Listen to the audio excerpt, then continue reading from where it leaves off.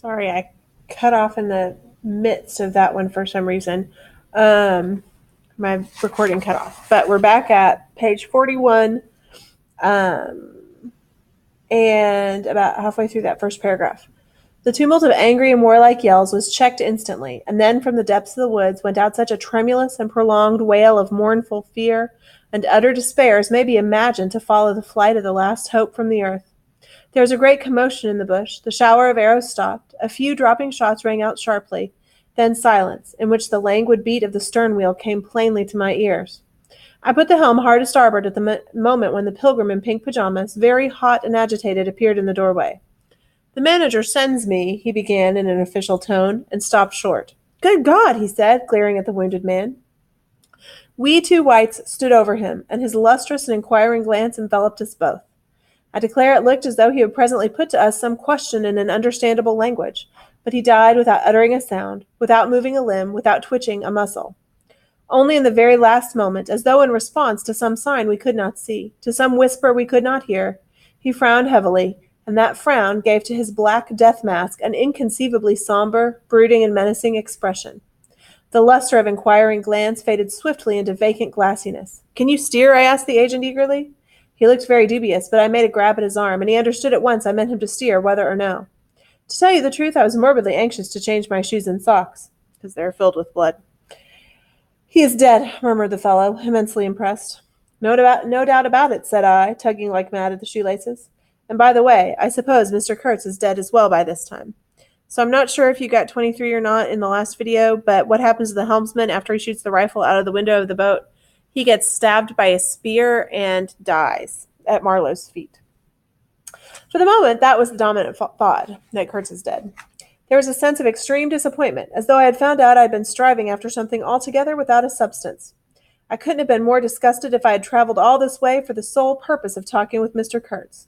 Talking with. I flung one shoe overboard and became aware that that is exactly what I had been looking forward to. A talk with Kurtz. I made the strange discovery that I had never imagined him as doing, but as discoursing. I didn't say to myself, "Now I will never see him," or "Now I will never shake him by the hand," but "Now I will never hear him." The man presented himself as a voice. Not, of course, that I did not connect him with some sort of action. Hadn't I been told in all the tones of jealousy and admiration that he had collected, bartered, swindled, or stolen more ivory than all the other agents together? That was not the point. The point was in his being a gifted creature, and that of all his gifts, the one that stood out preeminently, that carried with it a sense of real presence, was his ability to talk. His words, the gift of expression, the bewildering, the illuminating, the most exalted and the most contemptible, the pulsating stream of light, or the deceitful flow from the heart of an impenetrable darkness. The other shoe went flying into the devil god of that river. I thought, "By Jove, it's all over. We are too late. He has vanished. The gift has vanished by means of some spear, arrow, or club. I will never hear that chap speak after all." And my sorrow had a startling extravagance of emotion, even such as I had noticed in the howling sorrow of these savages in the bush. I couldn't have felt more of lonely desolation somehow, had I been robbed of a belief or missed my destiny in life. Why do you sigh in this beastly way, somebody? Absurd. Well, absurd. Good Lord, mustn't a man ever... Here, give me some tobacco. And here's where the frame story cuts in again. There was a pause of profound stillness. Then a match flared, and Marlowe's lean face appeared, worn, hollow, with downward folds and dropped eyelids, with an aspect of concentrated attention, and as he took vigorous draws at his pipe, it seemed to retreat and advance out of the night in the regular flicker of tiny flame. The match went out. "Absurd," he cried. "This is the worst of trying to tell. Here you all are, each moored with two good addresses, like a hulk with two anchors. A butcher round one corner, a policeman round another, excellent appetites and temperature normal. You hear normal, absurd from year's end to year's end. And you say absurd? Absurd be exploded. Absurd. My dear boys, what can you expect from a man who out of sheer nervousness had just flung overboard a pair of new shoes? Now that I think of it, it was amazing I did not shed tears. I am, upon the whole, proud of my fortitude. I was cut to the quick at the idea of having lost the inestimable privilege of listening to the gifted Kurtz. Of course I was wrong. The privilege was waiting for me. Oh yes, I heard more than enough. And I was right, too. A voice. He was very little more than a voice. And I heard him, it, this voice, other voices, all of them were so little more than voices. And the memory of that time itself lingers around me, impalpable, like a dying vibration of one immense jabber, silly, atrocious, sordid, savage, or simply mean, without any kind of sense. Voices, voices, even the girl herself now. He was silent for a long time. I laid the ghost of his gifts at last with a lie, he began suddenly. Girl, what? Did I mention a girl? Oh, she's out of it completely. They, the women I mean, here's where our sexism comes back into play, are out of it, should be out of it. We must help them to stay in that beautiful world of their own, lest ours gets worse. Oh, she had to be out of it. You should have heard the disinterred body of Mr. Kurtz saying, my intended. You would have perceived directly then how completely she was out of it. And the lofty frontal bone of Mr. Kurtz. They say the hair goes on growing sometimes, but this, specimen was impressively bald. The wilderness had patted him on the head, and behold, it was like a ball, an ivory ball. And he caressed him, and lo, he had withered. It had taken him, loved him, embraced him, got into his veins, consumed his flesh, and sealed his soul to its own by the inconceivable ceremonies of some devilish initiation. He was its spoiled and pampered favorite. Ivory? I should think so. Heaps of it, stacks of it. The old mud shanty was bursting with it. You would think there was not a single tusk left either above or below the ground in the whole country. Mostly fossil, the manager had remarked disparagingly. It was no more fossil than I am. But they call it fossil when it is dug up. It appears these natives do bury the tusk sometimes. But evidently, when they couldn't bury this parcel deep enough to save it from the gifted Mr. Kurtz from his fate. We filled the steamboat with it, and had to pile a lot on the deck.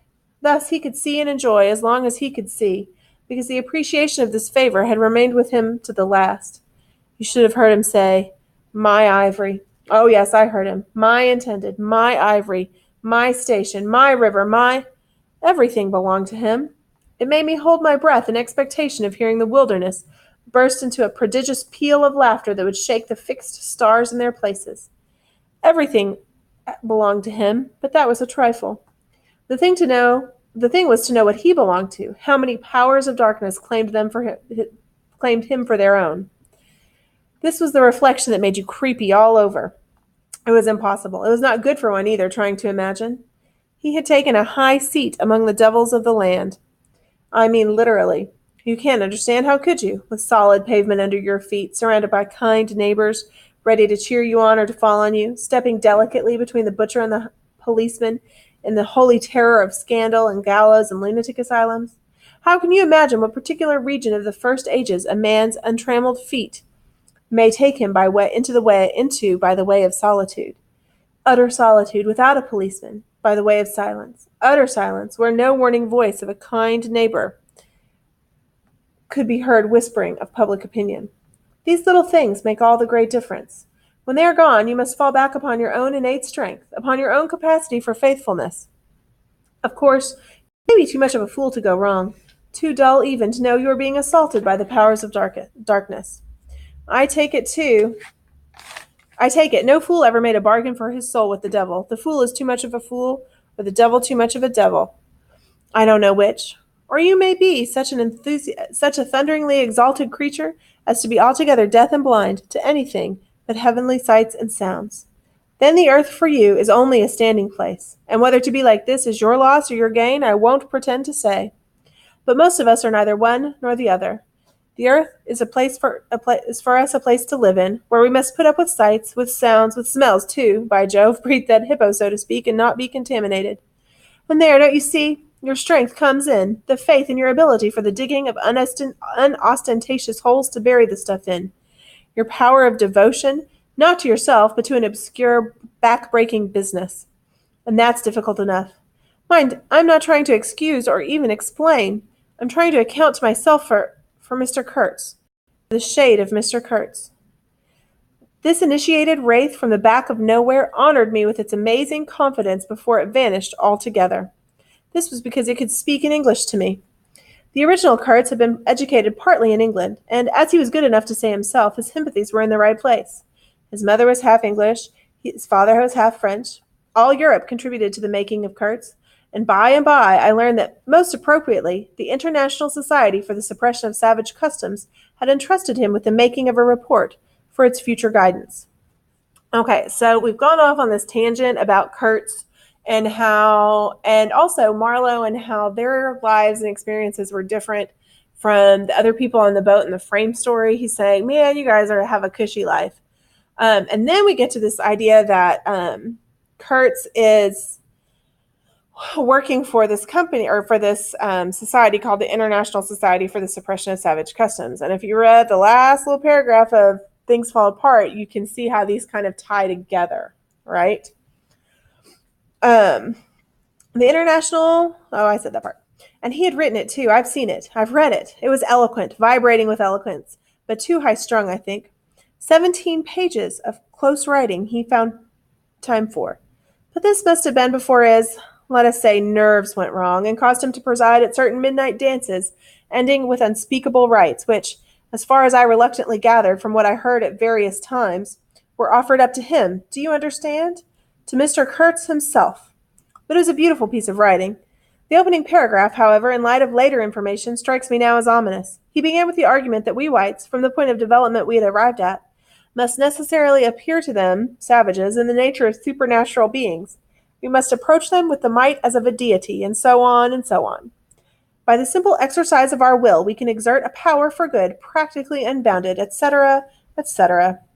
From that point he soared and took me with him. The peroration was magnificent, though difficult to remember, you know. It gave me the notion of an exotic immensity ruled by an august benevolence. It made me tingle with enthusiasm. This was the unbounded power of eloquence, of words, of burning noble words. There were no practical hints to interrupt my current of phrases, unless a kind of note at the foot of the last page, scrawled evidently much later in unsteady hand, may be regarded as the exposition of a method. Okay, so Kurtz had written this article about how you have to appear, the white people appear like gods to the black people, so that you can help them and move their society forward. Except for this last line of his paper, which says, it was very simple, and at the end of that moving appeal to every altruistic sentiment, it blazed at you, luminous and terrifying, like a flash of lightning in a serene sky. Exterminate all the brutes. The curious part was that he had apparently forgotten all about that valuable postscriptum, because later on, he, in a sense, came to himself. He repeated to take good care of my pamphlet, he called it, as it was sure to have in the future a good influence upon his career. I had full information about all these sides. As it turned out, I was to have the care of his memory. I've done enough for it to give me the indisputable right to lay it, if I choose, for an everlasting rest in the spin of progress, amongst all the sweetings and, figuratively, all the dead cats of civilization. I think that part's kind of funny. But you see, to be forgotten. Whatever he was not common. He had the power to charm or frighten rudimentary souls into an aggravated witch dance in his honor. He could also fill the souls of the pilgrims with bitter movings.